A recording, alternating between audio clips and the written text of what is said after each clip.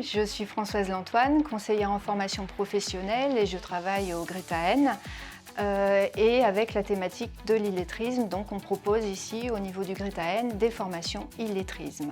Dans le cadre de notre rôle de service public, puisqu'il ne faut pas oublier que les GRETA sont des organismes de formation de l'éducation nationale, dans ce cadre on propose des formations pour lutter contre l'illettrisme, pour permettre à tout à chacun d'avoir des connaissances et des compétences pour savoir lire, écrire et compter.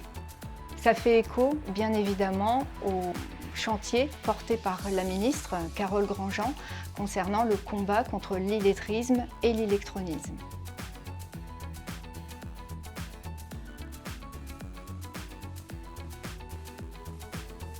Bonjour, Nathalie Favreau, je suis coordonnatrice pédagogique au GRETA-N et j'ai en charge principalement les dossiers d'insertion. Nous sommes à l'espace scolaire Condorcet, dans les locaux du GRETA-N. Nous sommes ici pour accompagner des personnes dans les savoirs de base et les aider à reprendre confiance et à progresser.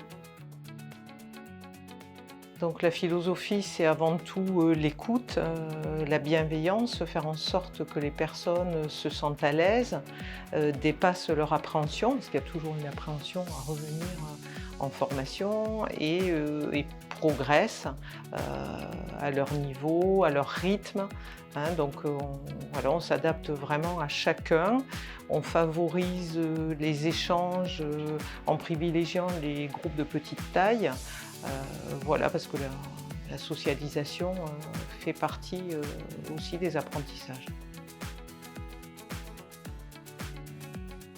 Bonjour, je m'appelle Nathalie Dilena et je suis formatrice au GRETA-N.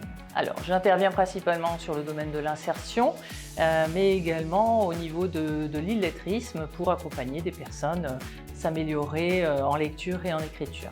Au niveau des outils, j'utilise l'outil informatique, également des outils version papier, le tableau aussi pour pouvoir varier un petit peu les différentes approches, pour varier les approches. Les stagiaires, lorsqu'ils arrivent, j'essaye de créer un climat de confiance d'emblée.